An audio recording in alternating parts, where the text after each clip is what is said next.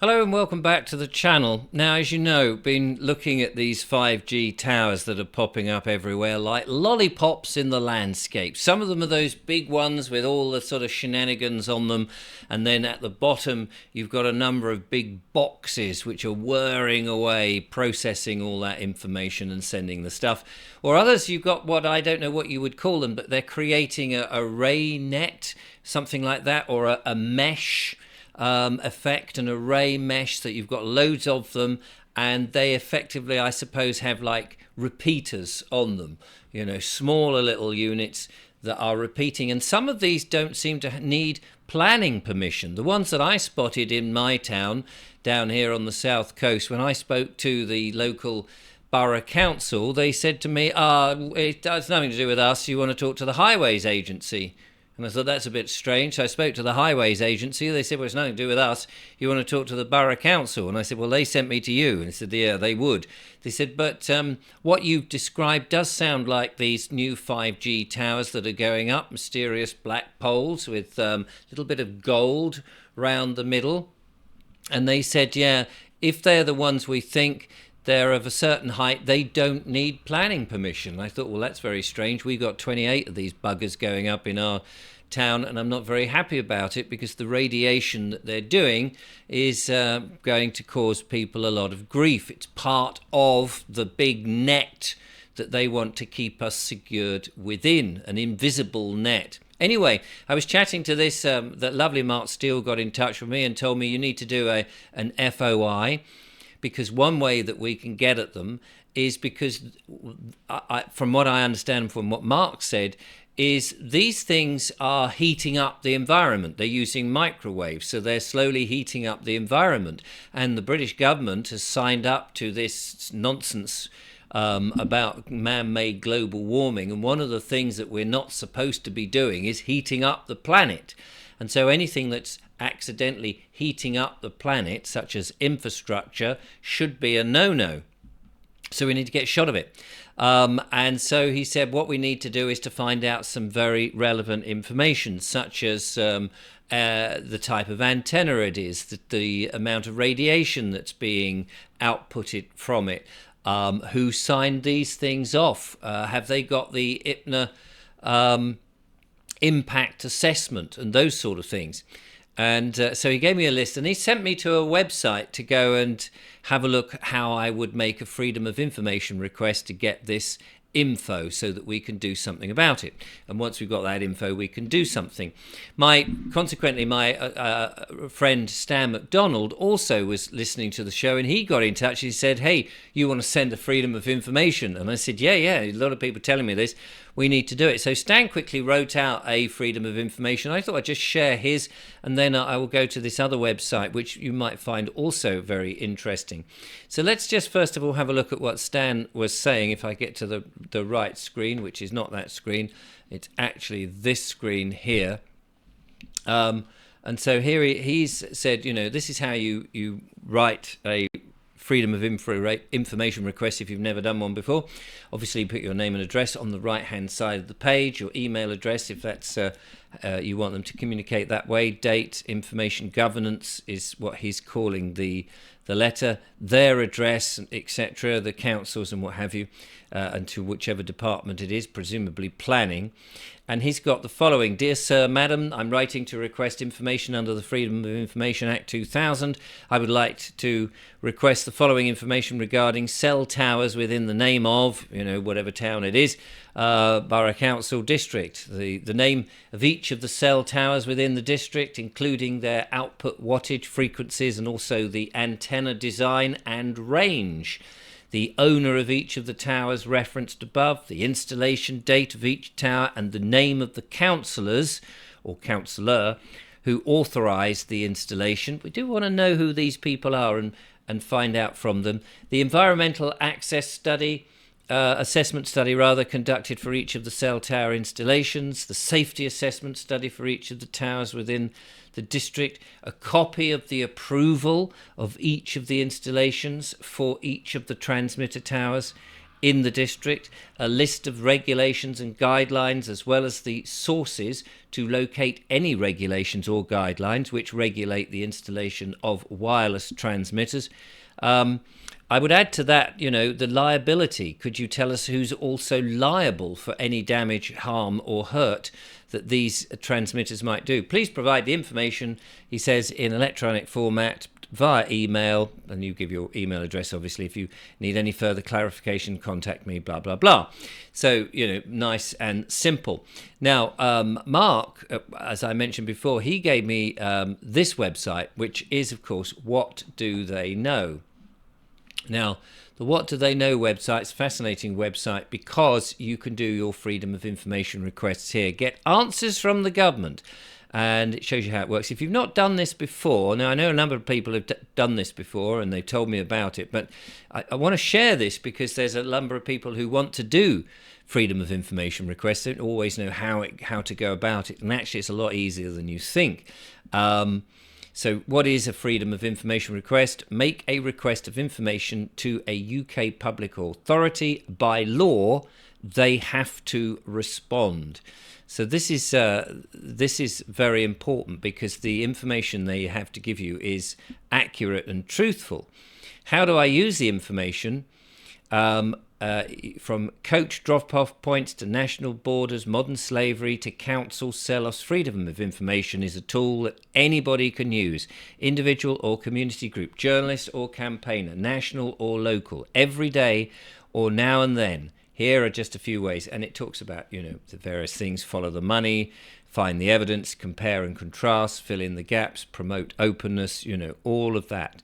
And the great thing about this website is it does share, many people who use it will share the information that they have found. So you put in a search thing, I've put one in here for 5G towers, and up comes some freedom of information requests as one of about 200 regarding these 5G towers.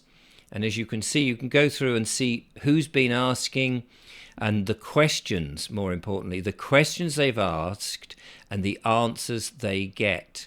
And so you can then start to hone your own freedom of information requests. Look at that, 5G towers in LED street lighting. And so on and so on, in specific locations like in Shropshire at the bottom here, or wherever it is that you want to do it. And then if you click on one of these, you'll go to, in my case, I'm interested in the planning questions.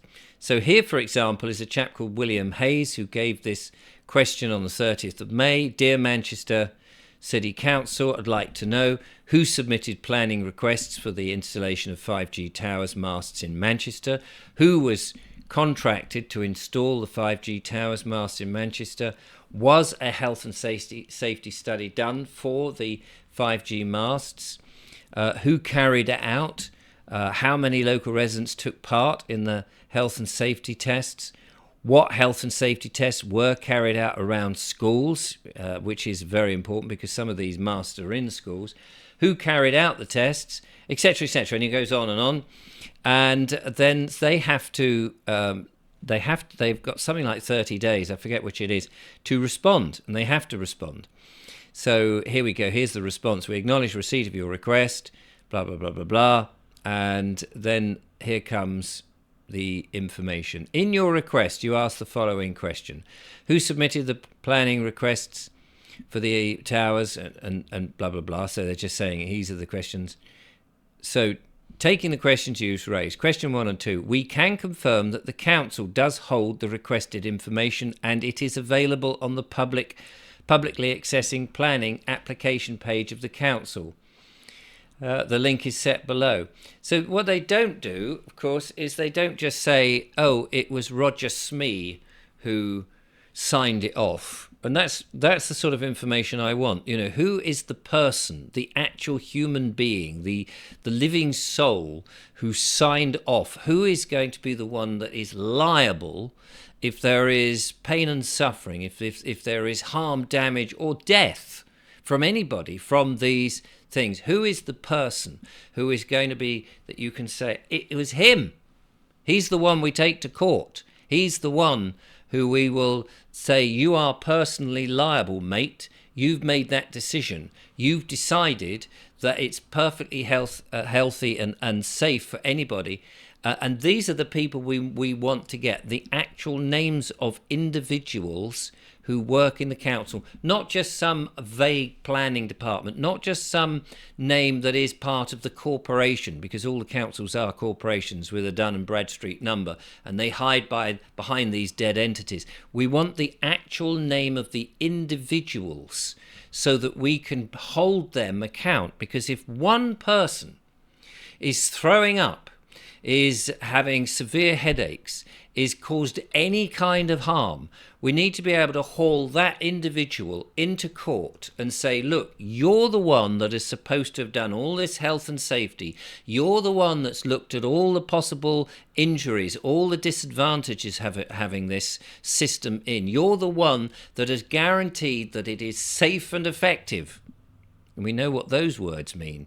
You're the one, and we need to be able to get that person in court. And the other thing is we need to be able to tell them, right, okay, we now know that Roger Smee from so-and-so Borough Council is the one. We want to be able to say to him, right, okay, Roger Smee, you're putting up these towers. We are holding you personally liable. And that would mean that if somebody has any injury or damage and we take you to court, you could be liable for a huge amount of money.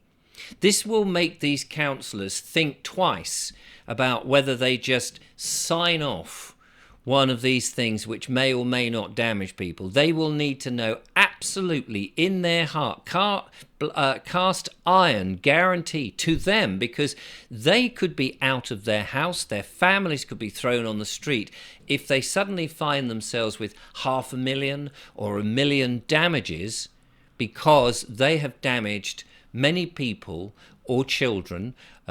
Children are people, of course, but if they've damaged people from their willy-nilly signing off something because maybe they've been encouraged to sign off on a project which has come from higher above, because let's face it, I can't actually think who in the community, in that town or village, wherever it is, has said, oh, we're petitioning the council so that we can have 5G towers everywhere with untested and unsupported liability radiation coming into our brains.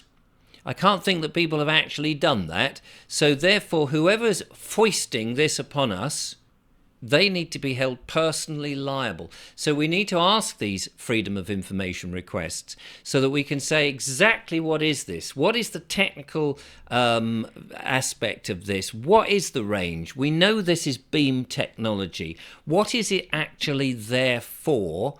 Who is the company? All these questions, and this is what the purpose of all this is there to do, as you can see. So questions number 3 to 7, under the planning legislation, an application for telecommunication mast only needs to be accompanied with an ICNA certificate. These will be available as part of the application information you can access through the link above. So again, it's like, well, there is this ICNA certificate. It comes with this certificate, but this certificate we know is not actually very useful, because if it doesn't cover people who've got any kind of metal in them, so if they've got metal fillings or they've had an operation, they've got joints in it, things like that. And maybe even if you're wearing metal, you might have a watch on, you might have keys in your pocket. If that's causing you damage, are they really saying that you cannot have anything metallic, like your car keys, like your house keys, like a bracelet, like a watch, anything like any personal adornment that might affect by picking up the radiation, causing burns and various things? Who knows? So again, we need to say to these people in the council, you are personally liable. This then will make them not just the council going, oh, well, we'll just pay out, these sums. It will be the individual.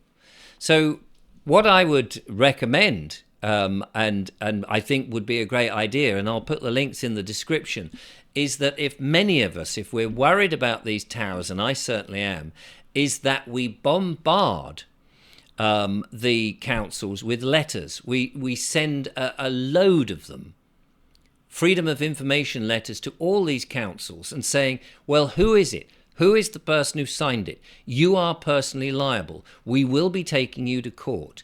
We need to get that information so that we can frighten them into saying, actually, do you know what? I think we better take these down. Because unless they are absolutely safe, unless they are absolutely necessary, then we may find ourselves in a very tricky situation in which the cage of these 15-minute cities is being built around us. These I want to say a word called WEAPON, but I don't want to say it out loud. These military-style pieces of equipment could be used in a way that may be extremely detrimental to our health. I'll leave the links in the description. Thank you so much for watching.